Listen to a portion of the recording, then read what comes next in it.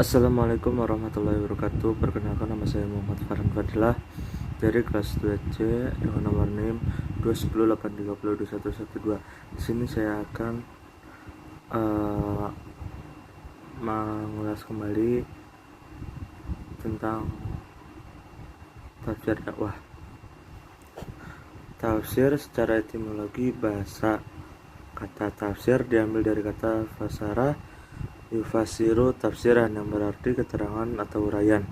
Dalam makna al-Qatan sebagaimana didefinisikan oleh Abu Hayyan, bahwa tafsir menurut terminologi istilah ialah ilmu yang membahas tentang pengucapan lafaz-lafaz Al-Quran. Namun, kata dakwah secara bahasa berasal dari kata da'ayadu dakwatan, yang memiliki kesamaan makna dengan al-nida, yang berarti menyeru atau memanggil. Dakwah mengandung pengertian sebagai suatu kegiatan ajakan baik dalam bentuk lisan, tulisan, tingkah laku, dan sebagainya yang dilakukan secara sadar dan berencana dalam usaha mempengaruhi orang lain, baik secara individual maupun secara kelompok, agar supaya timbul dalam dirinya suatu pengertian, kesadaran, sikap, penghayatan, serta pengalaman terhadap ajaran agama sebagai mesej yang disampaikan kepadanya dengan tanpa adanya unsur-unsur paksaan. Selanjutnya yaitu tafsir ayat kewajiban berdakwah. Ayat-ayat kewajiban berdakwah yaitu terdapat di surat Quran surat An-Nahl ayat 125, yang artinya serulah manusia kepada jalan Tuhanmu dengan hikmah dan pengajaran yang baik, dan berdebatlah dengan mereka dengan cara yang baik. Sesungguhnya Tuhanmu, dialah yang lebih mengetahui siapa yang sesat dari jalannya, dan dialah yang lebih mengetahui siapa mendapat petunjuk. Maksud dari tafsir ayat tersebut adalah Allah Subhanahu wa Ta'ala memberikan pedoman kepada Rasulnya tentang cara mengajak manusia dakwah ke jalan Allah. Jalan Allah di sini maksudnya ialah agama Allah, yakni syariat Islam yang diturunkan kepada Nabi Muhammad.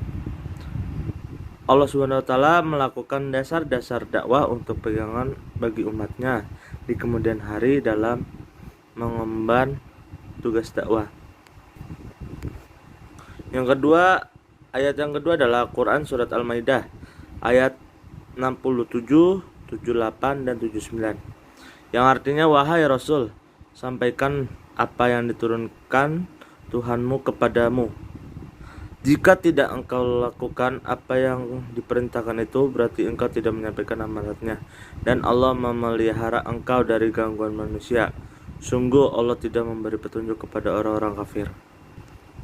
Ayat tersebut memerintahkan kepada Nabi Muhammad supaya menyampaikan apa yang telah diturunkan kepadanya, tanpa menghiraukan besarnya tantangan di kalangan ahli kitab, orang musyrik, dan orang-orang fasik.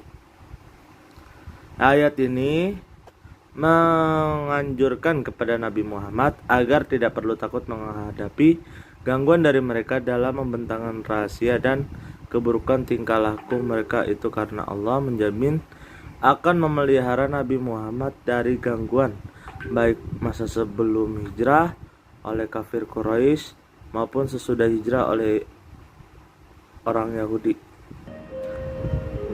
Selanjutnya yaitu surat Al-Imran ayat 138, yang artinya Al-Quran ini adalah penerangan bagi seluruh manusia dan petunjuk serta pelajaran bagi orang-orang yang berdakwah. Di dalam surat Al-Imran ayat 138, Syekh Abdurrahman bin Nasir As-Sa'di, pakar tafsir abad 14 Hijriah 138, ini adalah penerangan bagi seluruh manusia. Indikasi yang jelas telah menjelaskan kepada manusia kebenaran dari kebatilan, orang-orang yang bahagia dari orang-orang yang sengsara. Itu merupakan petunjuk azab dari Allah yang telah ditimpakan oleh Allah kepada orang-orang yang mendustakan Rasul, dan petunjuk serta pelajaran bagi orang-orang yang bertakwa, karena mereka itulah yang memanfaatkan ayat-ayat tersebut hingga mengarahkan kepada jalan yang lurus dan memberi nasihat serta menjauhkan mereka dari kebatilan. Selanjutnya yaitu surat Al-Fat ayat 28, yang artinya dialah yang mengutus Rasul dengan membawa petunjuk dan agama yang hak agar dimenangkannya terhadap semua agama, dan cukuplah Allah sebagai saksi. Di dalam surat Al-Fat ayat 28, dialah yang mengutus Rasulnya dengan membawa petunjuk, maka Rasulullah mendatangkan kalian dengan petunjuk itu dan menunjukkan kepada kalian bahwa di dalamnya mengandung keridhaan Tuhan kalian dan agama yang hak, yakni agama Islam, agar dimenangkannya terhadap semua agama, yakni meninggikan agama Islam di atas seluruh agama yang lain. Pendapat lain mengatakan yakni agar Allah memenangkan Rasulnya. Selanjutnya yaitu surat Al-Hajj ayat 41, yang artinya yaitu orang-orang yang jika kami teguhkan kedudukan mereka di muka bumi, niscaya mereka mendirikan sembahyang, menunaikan zakat, menyuruh berbuat ma'ruf dan mencegah dari perbuatan yang mungkar, dan kepada Allah lah kembali ke segala urusan. Maksud dari surat Al-Hajj 41 ini adalah yaitu orang-orang yang jika kami teguhkan kedudukan mereka di muka bumi dengan memberikan pertolongan kepada mereka sehingga mereka dapat mengalahkan musuh-musuhnya, niscaya mereka mendirikan sholat, menunaikan zakat, menyuruh berbuat yang makruf dan mencegah dari perbuatan yang mungkar. Kalimat ayat ini menjadi jawab syarat, dan syarat beserta jawabnya menjadi silah dari mausul. Selanjutnya yaitu adalah surat Al-Baqarah ayat 27, yang artinya yaitu orang-orang yang melanggar perjanjian Allah setelah perjanjian itu diteguhkan, memutuskan apa yang diperintahkan Allah untuk disambungkan silaturahmi dan berbuat kerusakan di bumi, mereka itulah orang-orang yang rugi. Surat Al-Baqarah ayat 27.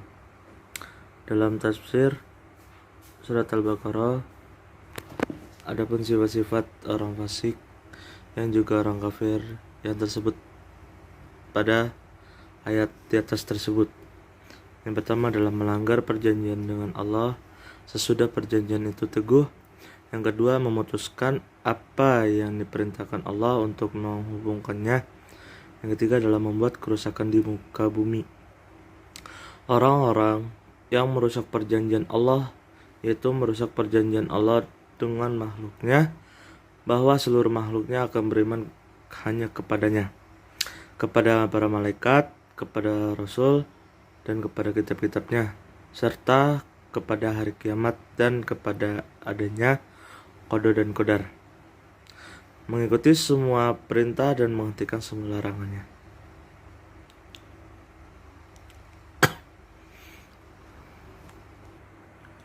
Orang-orang fasik membuat kerusakan di bumi karena mereka itu tidak beriman, menghalang-halangi orang beriman, memperolok-olok yang hak, merusak akidah, merusak atau melenyapkan segala sesuatu yang diperlukan untuk memakmurkan tindakan buat kemaslahatan manusia serta merusak lingkungan hidup.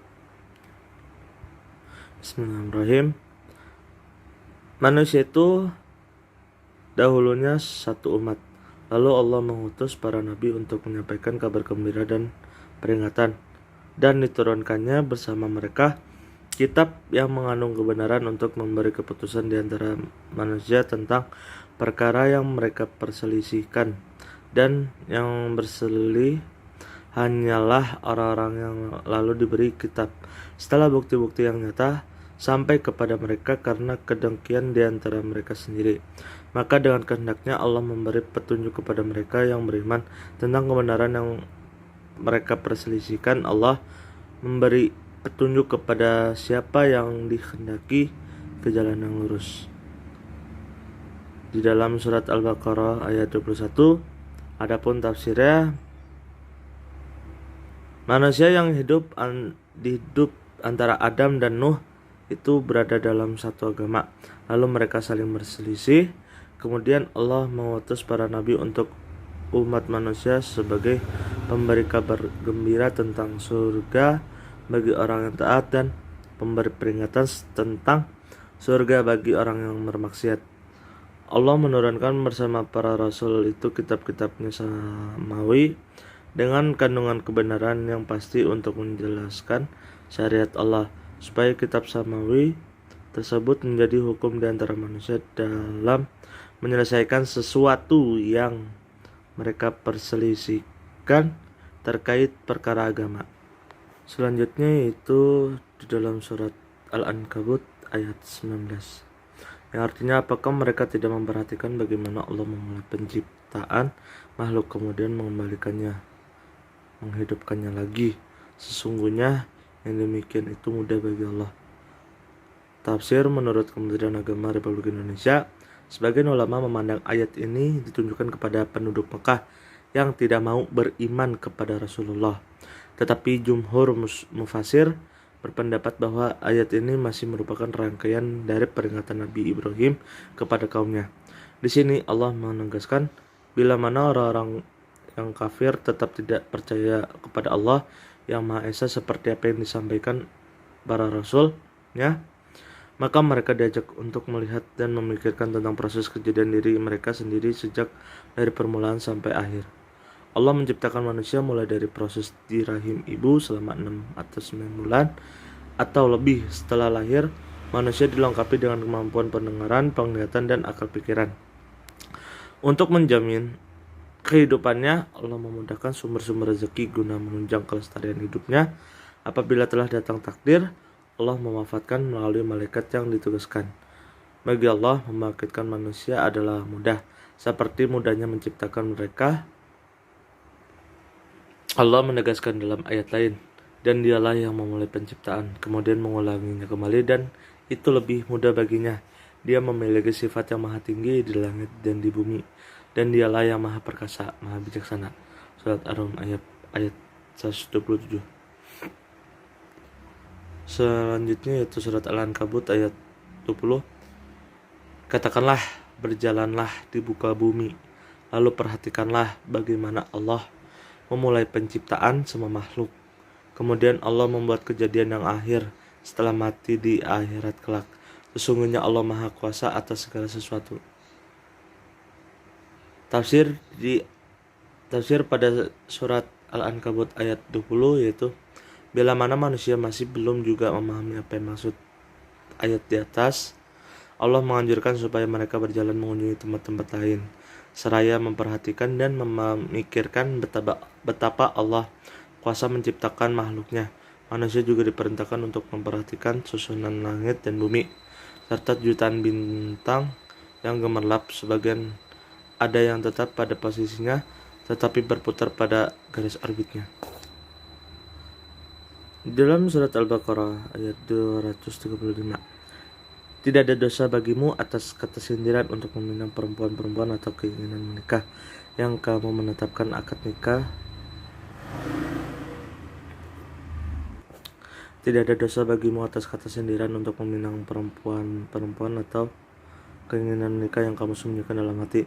Allah Maha mengetahui bahwa Allah kamu akan menyebutnya mereka. Akan tetapi janganlah kamu berjanji secara diam-diam untuk menikahi mereka kecuali sekedar mengucap kata yang patut sindiran. Jangan pula lah kamu menetapkan akad nikah sebelum berakhirnya masa iddah. Ketahuilah bahwa Allah mengetahui apa yang ada di dalam hatimu, maka takutkanlah kepadanya. Ketahuilah bahwa Allah Maha Pengampun lagi Maha Penyantun. Dalam tafsir Ibnu Katsir, bahwasanya tidak ada dosa bagi kalian meminang wanita-wanita itu dengan sindiran atau kalian menyembunyikan keinginan mengawini mereka. Dalam hati kalian Allah mengetahui bahwa kalian akan menyebut mereka dalam pada itu janganlah kalian mengadakan janji-janji kawin dengan mereka secara rahasia, kecuali sekadar mengucap kepada mereka perkara yang makruh. Janganlah kalian berazam atau bertetap hati untuk berakad nikah sebelum habis idahnya, dan ketahuilah bahwasanya Allah mengetahui apa yang ada dalam hati kalian. Maka takutkanlah kepadanya, dan ketahuilah bahwa Allah Maha Pengampun lagi Maha Penyantun. Selanjutnya itu surat Yusuf ayat 28. Maka ketika dia suami perempuan itu melihat baju gamisnya Yusuf koyak di bagian belakang, dia berkata, sesungguhnya ini adalah tipu dayamu benar-benar hebat. Dalam tafsir surat Yusuf ayat 8, maka ketika dia Al-Aziz melihat baju gamisnya Nabi Yusuf koyak di bagian belakang, dia pun berkata, sesungguhnya ini adalah tipu dayamu wahai istriku. Sungguh tipu dayamu untuk melabui kami benar-benar hebat. Setelah diadakan penyelidikan dan pertukaran pikiran antara menteri dengan keluarga istrinya tentang peristiwa yang terjadi ini, maka diperiksalah baju Yusuf yang sobek itu. Ternyata baju Yusuf bagian belakangnya robek. Jelaslah dalam peristiwa ini Yusuf yang tidak dapat dibantah dan diragukan lagi, maka tuduhan perempuan itu terhadap Yusuf adalah palsu. Tapi bagaimanapun pandainya orang yang bersalah akan diketahui juga sesuai dengan pepatah, sepandai-pandainya membungkus yang busuk akhirnya akan berbau juga. Setelah jelas duduk perkara peristiwa ini, maka menteri berkata kepada istrinya, sekarang jelas engkau telah membujuk dan merayu Yusuf. Ketahuilah, bujuk rayu yang seperti itu besar bahayanya. Untung Yusuf seorang pemuda yang kuat imannya, tidak terpengaruh oleh godaan seperti yang kau lakukan. Dalam surat Al-Hujurat ayat 6, yang artinya, wahai orang-orang yang beriman, jika seorang yang fasik datang kepadamu membawamu suatu berita, maka telitilah kebenaran agar kamu tidak mencelakakan suatu kaum karena kebodohan, kecerobohan, yang akhirnya kamu menyesali perbuatan itu. Dalam tafsir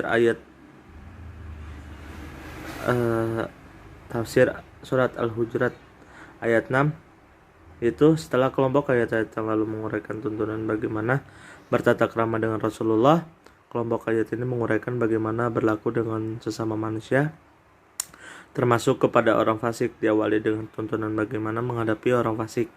Allah berfirman, wahai orang-orang yang beriman, jika seorang yang fasik datang kepadamu membawa suatu berita yang penting, maka janganlah kamu tergesa-gesa menerima berita itu. Telitilah terlebih dahulu kebenarannya.